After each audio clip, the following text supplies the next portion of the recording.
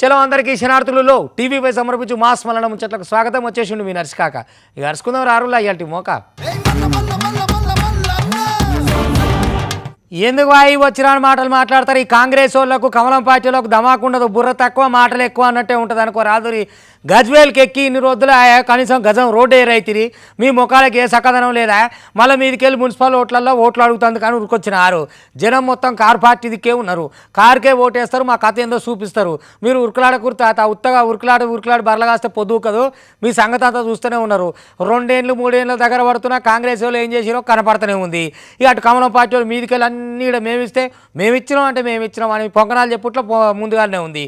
ఇక గిసోంటి మాటలు చెప్పేటోళ్ళు, గిసోంటి చేతలు చేసేటోళ్ళు వీళ్ళు బాగు చేస్తారు మన గజ్వేల్ని, వీళ్ళు బాగు చేస్తారు మన నియోజకవర్గాల్ని అని చెప్పి గట్టిగానే అనుకొచ్చిండు మాజీ మంత్రి హరీష్ రావు. ఒక్కపారి అరుచుకుందాం రా ముచ్చటేందో. ఈ చెయ్యోళ్ళు పువ్వులు చెప్పే మాటలు మొత్తం అబద్ధాలే, ఒకటైనా వాజివైన ముచ్చటనే ఉండదు. వీళ్ళు మాట మాట్లాడితే నీటి మీద రాతలే అని చెప్పి మాజీ మంత్రి హరీష్ రావు గిట్ల పైరైండు పోన్రి చెయ్యోళ్ళ మీద పువ్వుల మీద. సిద్దిపేట జిల్లా గజ్వేల్లా ఎన్నికల ప్రచారం చేసిండి. ఇయాల 2 ఏండ్లల్లా గజ్వేల్లా గజం రోడ్డు సుతయ్యలేరు. గివి రోడ్లేనా? రోడ్లంటే గిట్లుంటాయి. అదే మా 10 ఏండ్లల్లా రోడ్లు దిద్ది దీపం పెట్టినట్టు అద్దమూలే గద్దు మన్నయ్య అన్నట్టు చెప్పుకొచ్చిండు పోన్రి. ఇక మా గారు హయాంలో అన్ని వర్గాలకు సంక్షేమాలు అందినాయి. ఇక కాంగ్రెస్ వచ్చినాక ఒక్క పథకం సుత అందలేదు, అన్ని పథకాలన్నీ ఆగిపోయినాయి. గజ్వేల్కి బీజేపీ ఏం చేసింది? ఏం చేయలేదని చెప్పి మస్తుగా అరుచుకున్నాడు. ఇక ఇందాంపాన్రి మళ్ళీ మన కేసీఆర్ గెలిస్తేనే మన గజ్వేల్కు కలొస్తుంది. ఒకప్పుడు గజ్వేల్కి ఉత్తరం వేస్తే గద్వాలకు పోతుండేనట వెనకట, మనకు పచారినే లేకుండే. ఇప్పుడేమైంది? కేసీఆర్ వచ్చినాక గద్వాల ఉత్తరాలు గజ్వేల్కి వస్తున్నాయట. మన గౌరవం పెరగలే, మన ప్రతిష్ట పెంచలే కేసీఆర్. అరే కేసీఆర్ ఎంత మంచిగా ఇంటిగ్రేటెడ్ స్కూల్ కట్టిండు మీ పిల్లల చదువుల కోసం. పిల్లలు చదువుకోవాలని అద్భుతమైన ఇంటిగ్రేటెడ్ స్కూల్ కట్టిండు. ఈ కాంగ్రెస్ వాళ్ళ ముఖానికి 2.5 ఏళ్ళ ఇంత సున్నమేసే తెలివి కూడా లేదు వీళ్ళకి. గంత మంచి బిల్డింగ్ కట్టే వీళ్ళకి సున్నమేసే తెలివి లేదు ఉన్నదా వీళ్ళ ముఖానికి. నేను ప్రజ్ఞాపూర్కి వెళ్ళి వచ్చిన రాంగా రోడ్డు మీద 40 పొక్కలు పడ్డాయి. కేసీఆర్ గంత మంచిగా రోడ్డు పోస్తే ఇంత డాంబర్ పోసే తెలివి లేదు ఈ ముఖాలకు. ఈ దద్దమ్మలట ఇంకా వచ్చి కాంగ్రెస్ కు ఓటేయమని అడుగుతాడు. ఏ ముఖం పెట్టుకుని అడుగుతాడో నాకు అర్థమైతలేదు. ఇంకా మరి ఎలక్షన్లు వచ్చినాయి అంటే చాలు, ఏ ఎలక్షన్ అయితేంది ఒగల మీద ఒగలు మాటల కత్తులు మస్తుగా నూరుకుంటారు. ఇక ఇప్పుడు సుతగాదే అయితాంది. బీజేపీ కోటెత్తే డ్రైనేజీలు ఓటేసినట్టే అని చెప్పి చెప్పుకొచ్చిండు పోన్రి.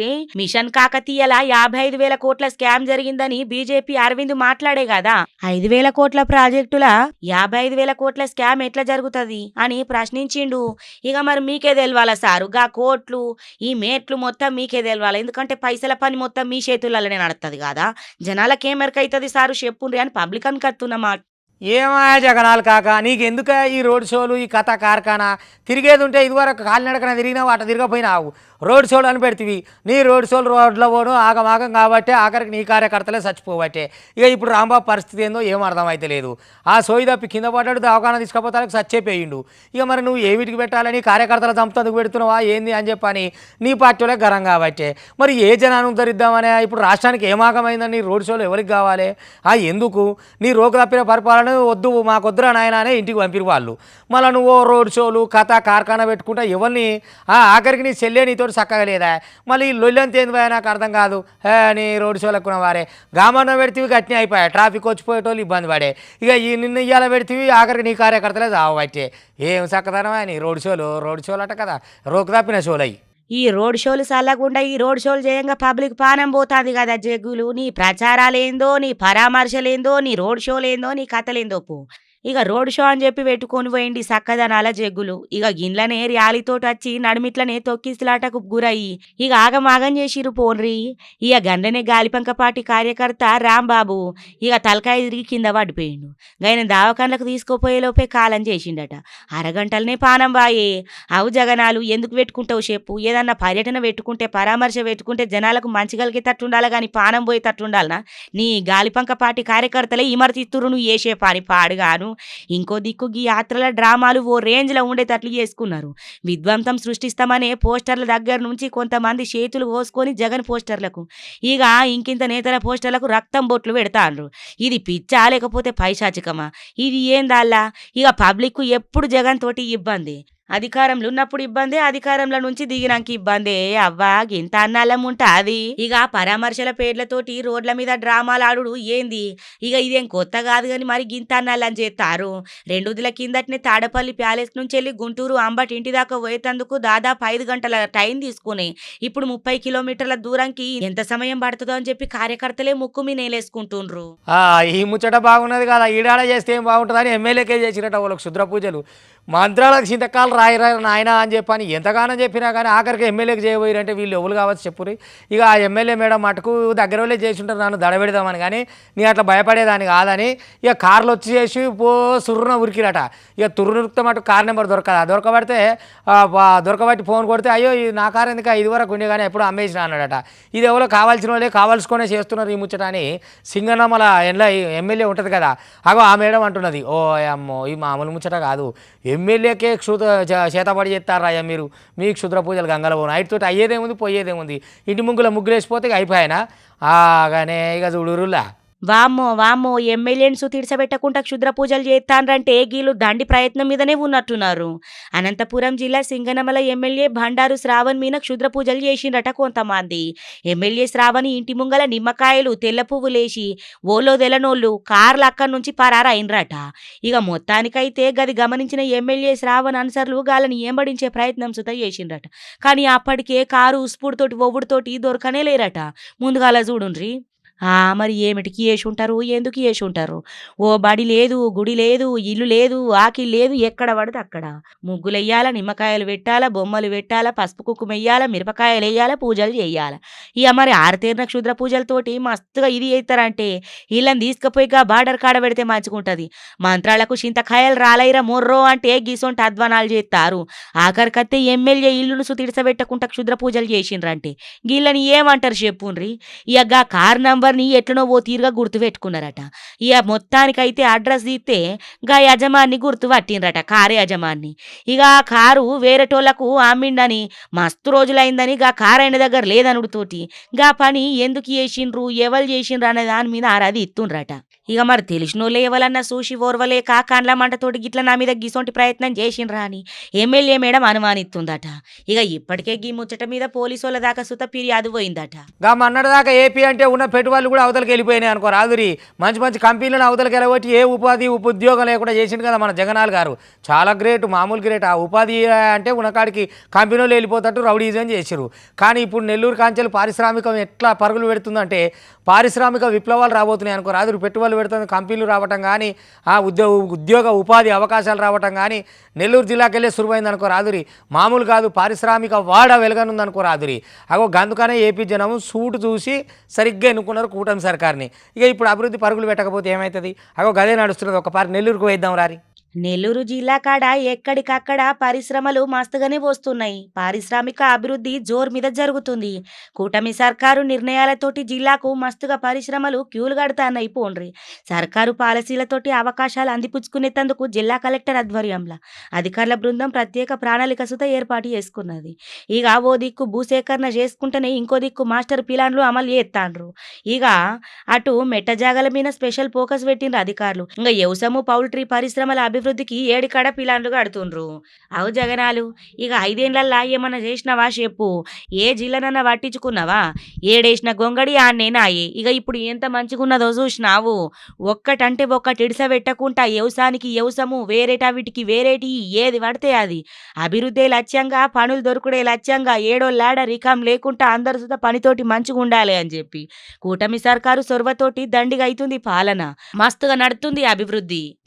ఇది బాగా అక్కర వచ్చే ముచ్చటేనులా. ఎందుకనంటే మున్సిపల్ ఎలక్షన్లలో తీరు హామీలు ఇస్తుంటారు కదా క్యాండిడేట్లు. ఎందుకనంటే ముందు గెలవాలంటే వాళ్ళు మనల్ని తలవాలంటే వాళ్ళకి ఏదో ఒకటి మనం ఖచ్చితంగా ఇవ్వాలి.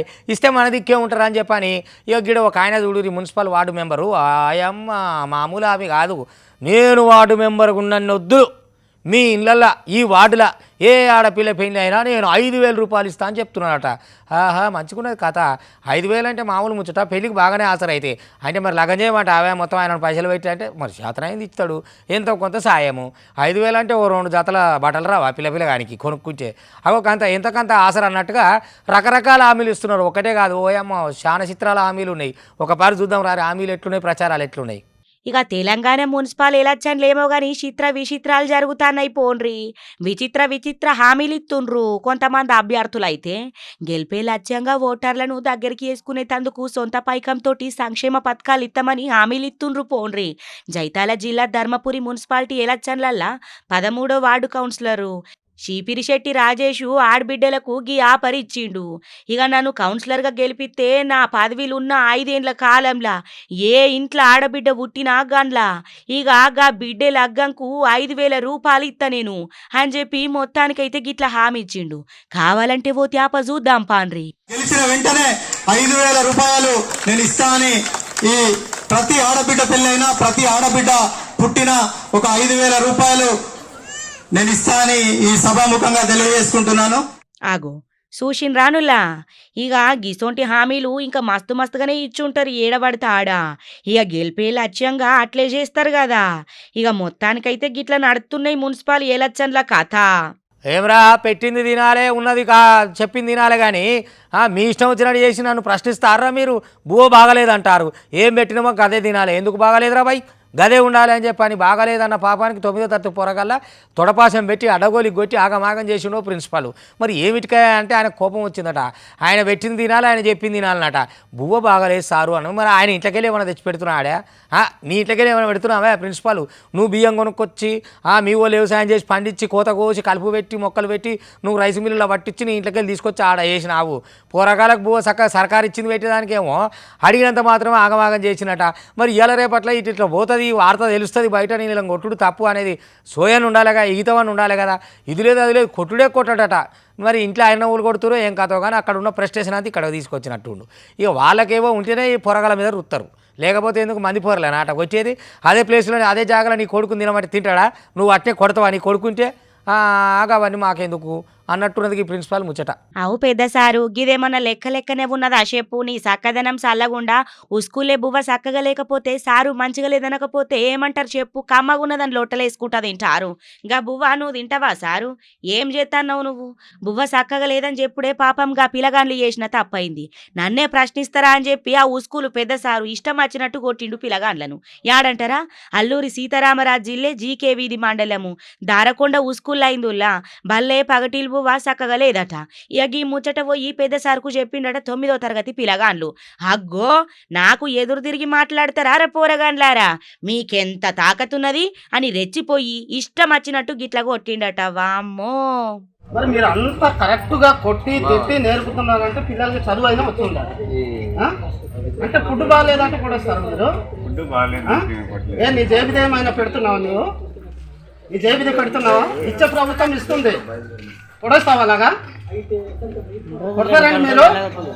మీరు ఉద్యోగం చేస్తున్నారు, ఎవరి కోసం చేస్తున్నారు? ఆ పిల్లలు లేకపోతే మీకు ఉద్యోగం వస్తాయా? మీకు జీతాలు ఇస్తారా? ఆ దెబ్బలు చూడండి ఒకసారి. మీ ఇష్టం వచ్చినట్టు కొట్టడానికి ఆదివాసి పిల్లలు అంత చులుగా నేను కాదు, అర్థమైందా? మేము పీల్చే ప్రతి శ్వాసకు కూడా పన్ను కడుతున్నాము. ఆ పన్ను నుంచే పిల్లలకి ఈ హాస్పిటల్ కానీ హాస్టల్ కానీ ఇవన్నీ కూడా జరుగుతున్నాయి. కానీ మీకు ఇచ్చే జీతాలు కూడా మా రక్తం నుంచి వస్తుంది, అర్థమైందా? షవ్వా ఏం లెక్క చెప్పుండ్రి పెద్ద సార్వా లేకపోతే ఏంది నువ్వు? నీ ముద నష్టమైపోను. సారు కొట్టిన దెబ్బలు తట్టుకోలేక ఇక కళ్ళు తిరిగే కింద పడిపోయిందట పాపం. అంటే ఎంతగానం కొట్టుంటాడు. దీంతో పిలగాండ్లను దావకాండ్లకు తలపించి ఇక మొత్తానికైతే ఐద్యం ఇప్పించిండ్రట. ఇక పెద్దసారి చేసిన తీరు మీద విద్యార్థి సంఘాలు తల్లిదండ్రులు మత్తుగా గరమై కత్తాన్రు. ఇదే ఇక దొంగ బాబాలు ఉంటారు కదా, వాళ్ళ ముచ్చట ఏం చెప్పుకొస్తాం? తీరి గుణపాలు కొని పెట్టుకోరు, గుప్త నిధులు ఉన్నాయని చెప్పేటాళ్ళకి వీళ్ళకి కూడా అబ్బో ఈ భూమిలో ఉన్నాయో ఆ భూములు ఉన్నాయో ఈడున్నాయో ఆడున్నాయో ఆ బంగారం దక్కితే మనకు అంతకంటే ఏం కావాలి? స్వాములూరికి పెద్దగా ఆశ ఉంటుంది, పైసల మీద అనుకుంటారు కానీ స్వాములకే మంచి ఆశ ఉంటుంది. కాబట్టి ఇక ఆన్లైన్లో ఆర్డర్ పెట్టుకోరి, బంగారు బిల్లలు ఉన్నాయి, రంగురంగు బిల్లలు ఉన్నాయి, మీకు టెన్షనే లేదు. ఆ బంగారం మొత్తం మీ సొంతం అవుతుంది, నేను చూసుకుంటా అని గట్టిగానే వేసినట్టు టోపీ. ఇక టోపీ వేసిన తర్వాత వెనక సీటు తెలిసింది వీళ్ళకి టోకరా అని. ఆ వెనక సీటు తెలిసినాక ఏం చేస్తారు? గప్పుడు పోతారు పోలీసు వాళ్ళ దగ్గరికి. ముందుగానే గుప్త నిధులు ఉన్నాయన్నప్పుడు పోవచ్చుగా, పోలీసు వాళ్ళకి అక్కడికి పోరు ఆశ. ఎందుకంటే అమ్మ రేపటికి ఇంకా దాచిపెట్టాలి, ఇంకా పోగేయాలి, ఇంకేమో చేయాలి కదా. అగో గాదానికే ఈ సక్కదనం కదా చూడురి. గుప్త నిధులమ్మా, గుప్త నిధులు రాన్రి రాన్రి గీడున్నాయి, మీ ఇంటినుకున్నాయి, మీ ఇంటి ముంగలున్నాయి, మీ ఇంటి కిందనే ఉన్నాయి, ఇల్లేది ఇద్దామంటే ఇక గాలి చెప్పిన మాటలకు మోసపోయి ఇల్లు కూడా ఇప్పుకునే కాడికి తయారైతాండ్రు. ఆదిలాబాదు జిల్లా కాడ గుప్త నిధుల పేరుతోటి మోసం చేసిన 7గురిని అరెస్ట్ చేసిండ్రులా. ఇక అక్కడ ఎస్పీ సారు అఖిల్ మహాజాను మొత్తానికైతే మాట్లాడుకొత్తాండు గీ కథ ఏంటిదో అని. ఇక ఇందాం పాండ్రి సార్ మాటలల్లా. దర్శనాల రాజ్ కుమార్ ఇతను పీపల్ కిట్టి భీంపూర్ చెందిన అతను. ఇతను వాళ్ళకి గుప్త ట్రెజరీ ఉన్నాయి వాళ్ళ ఇంటిలో, లేకపోతే వాళ్ళకి కనిపిస్తే ఇచ్చేస్తారు, వాళ్ళకి తీసి వాళ్ళ ఇంటి నుంచి తీసి ఇచ్చేస్తారు. కొంచెం డబ్బులు ఇవ్వండి, మీకు చాలా అమౌంట్ మీ ఇంటి నుంచి ఎట్లయినా Lakshmi coins, gold coin Lakshmi coins మీ ఇంటి నుంచి తీసి నేను ఇస్తాను, అట్లా వాళ్ళతో మోసం చేశారు. దాదాపు ఇతనికి మనం అప్పుడు ఇతను దాదాపు 26 విక్టిమ్స్ పేరు ఇతను అన్నారు, వాళ్ళతో ఫ్రాడ్ చేయడం జరిగింది. ఆ 26 విక్టిమ్స్తో దాదాపు 1 crore డబ్బు ఇతను తీసుకున్నారు. ఆ 1 crore దాదాపు 30-40 lakhs ఇతను సొంత ఇంటి అక్కడ అదే ఊరిలో కట్టుకున్నారు. మిగిలిన అమౌంట్ ఇతను కొంచెం వాడుకున్నారు.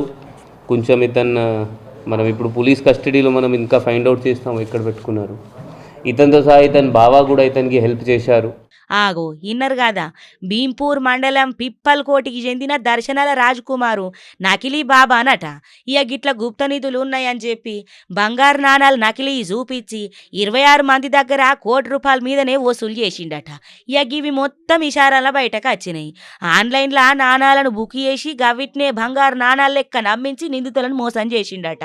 వామ్మో వామ్మో, అవు రాజ్కుమార్ నకిలీ బాబా, ఎన్నడు కట్టినవు గీ ఏషం, మస్తు మందిని మోసం చేసినట్టున్నావు కదా నీ కళాఖండంతో. నీ సక్కదనం చల్లగుండా గిట్ల మంచి కళాకారునివే నువ్వు. ఇక దొంగతనమే నాయే, ఒకనాడు కాకపోతే ఒకనాడు బయటపడదా, ఇక ఇప్పుడు బయటపడ్డావు పో. ఇక గివనటి బట్టి టీవీ5 సమర్పించు మాస్ మల్లన్న ముచ్చట్లు చూస్తూనే ఉండరు. మళ్ళీ రేపు దాకా మీ టీవీ5 ఇక ఉంటా.